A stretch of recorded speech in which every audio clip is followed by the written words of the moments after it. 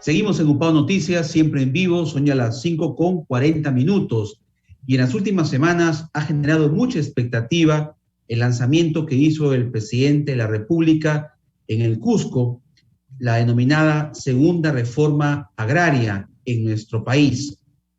Al respecto vamos a conversar con el presidente de la Cámara de Comercio, el señor Guillermo Benavides, para realizar un análisis de cuál es el impacto que genera esta propuesta del presidente Pedro Castillo de desarrollar una segunda reforma agraria en nuestro país, considerando que él ya lo ha dicho, que no se trata de una expropiación de terrenos, sino que es una reforma agraria que está vinculada a mejorar en lo que respecta a tecnología, infraestructura y otros aspectos en bien de la agricultura. Señor Benavides, bienvenido a UPAO Noticias. Muy buenas tardes. Beto, ¿cómo estás? Buenas tardes. Gracias por la pregunta. Bien, qué gusto poder conversar con usted. Y usted que representa al empresariado aquí en La Libertad, señor Benavides, ¿cuál es la percepción que tiene el sector empresarial y respecto a esta propuesta del presidente, el profesor Pedro Castillo, de una llamada segunda reforma agraria en el Perú?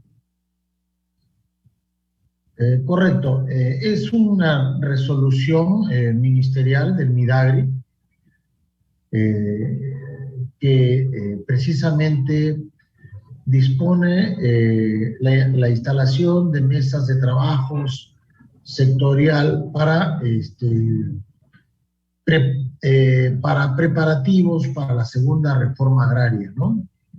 La verdad es que la resolución ministerial no contiene ningún objetivo puntual, no dice cuál es el centro o cuál es el objetivo en corto plazo o en largo plazo que se busca en la agricultura. No deja claro de qué se trata. Sin embargo, es muy puntual y protagónico la nominación de segunda reforma agraria. Yo creo que todos sabemos lo que significó en el Perú la reforma agraria en los años 60, ¿no? Significó una violación a los derechos de las personas, también a las empresas, la expropiación, una intención de estatización generada en un gobierno dictatorial, un gobierno militar que destruyó la inversión privada de esa época, ¿no? Conllevándonos pues a sumergirnos como país en una de las crisis más importantes que ha podido pasar nuestro país, ¿no? Mientras el mundo empezaba a generar cambios, nosotros íbamos quedándonos atrás, producto de ahuyentar las inversiones, ¿no? Se dejó de generar tecnología, generar producción, generar ingresos, mejorar la captación de los impuestos de parte del Estado, inclusive captarlos, no solamente no mejorarlos, sino no captarlos, ¿no? Lo que conllevó pues a que el país, años posteriores, ha tenido que pasar unas crisis terribles, ¿no? Correcto. Ahora, perdón, sin embargo, señor Benavides, según lo que ha dicho el mismo presidente de la República, esta segunda reforma agraria que él propone, lo ha destacado, que no considera expropiaciones. ¿Usted considera que eso será así o aparentemente no habrá expropiaciones? Bueno, el contexto democrático y de la Constitución actual no lo permite. O sea, el presidente Pedro Castillo no está haciendo ningún anuncio que pase por su decisión. Este país es un país democrático, un país con una constitución que establece un orden democrático. Sin embargo, el hacer anuncios o sacar resoluciones, lo único que hacen es confundir al pueblo, dándole una esperanza para algunos que son sorprendidos de lo que verdaderamente es la reforma agraria. Ahora, lo peor de todo es que ni siquiera lo pueden hacer, o sea, ellos saben que esta nominación o famosa segunda reforma agraria, que todos sabemos lo que significó, ahora le quieran poner o quieran o pretendan convencernos de que, bueno, fue un término pues bondadoso, un término motivador.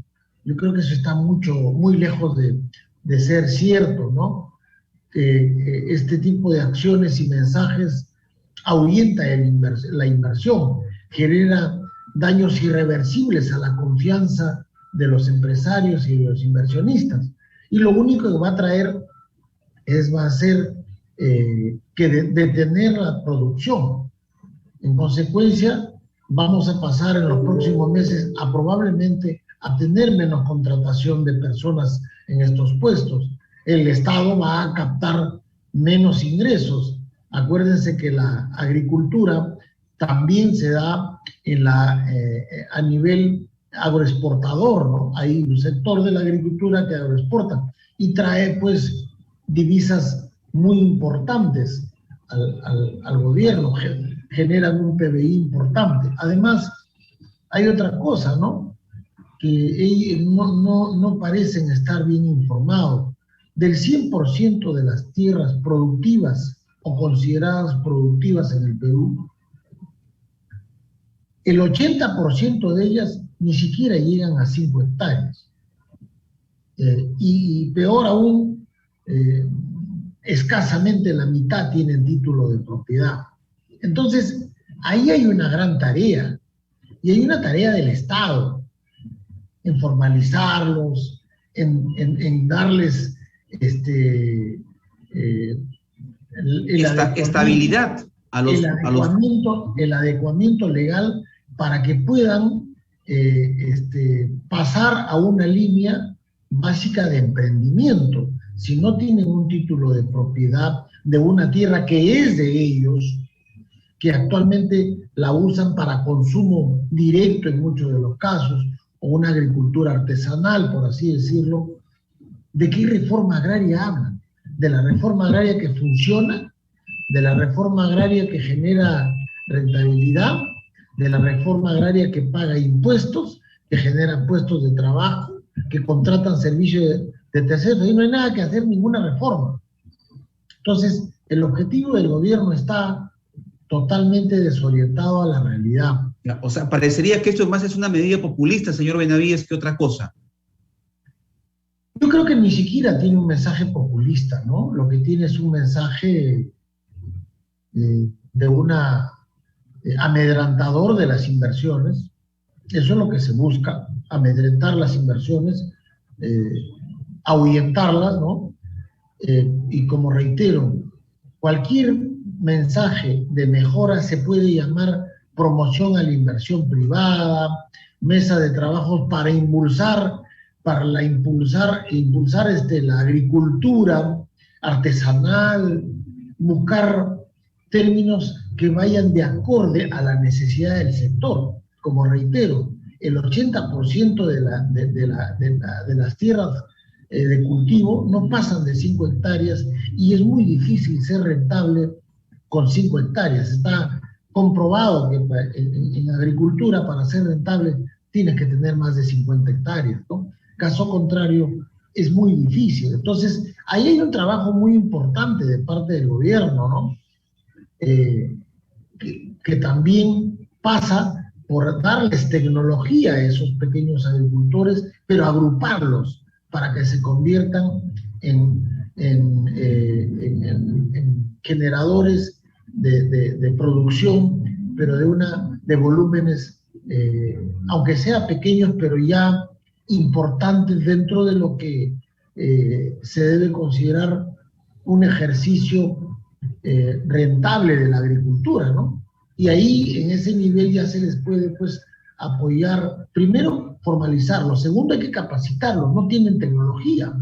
La gente siembra lo que ancestralmente viene sembrando.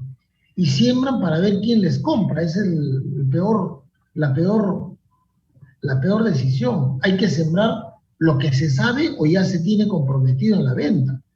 Esa es la única manera. Entonces ahí hay un trabajo muy importante de todos, inclusive, ¿no? Pero fundamentalmente el gestor debe ser el gobierno, pero no por llamarle segunda reforma agraria, ¿no? O sea, estamos primero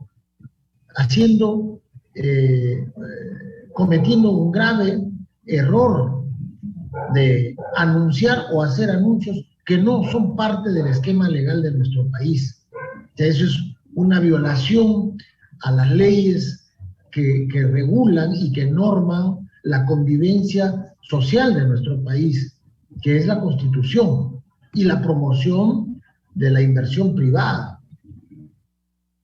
Correcto, muy bien. Sí, efectivamente, esperemos que esto pueda replantearse, esta propuesta que usted muy bien la ha sustentado, que no responde aparentemente a amedrentar la inversión privada, más que otro enfoque que busque poder repotenciar, a pesar de que se ha dicho que esta segunda reforma agraria sea tecnológica para mejorar infraestructura, pero esperemos entonces que haya un mejor direccionamiento de esta política que quiere implementar el presidente Pedro Castillo. Muy amable como siempre, señor Benavides. Muchas gracias por su participación. Encantado, Beto. Muchas gracias. Gracias, buenas tardes. Vamos a ir a una pausa, 5:52, y regresamos con la entrevista a la psicóloga Linda Sotelo para que nos comente sobre lo importante que es el fortalecer las relaciones interpersonales entre padres e hijos. Regresamos tras la pausa en UPAO Noticias.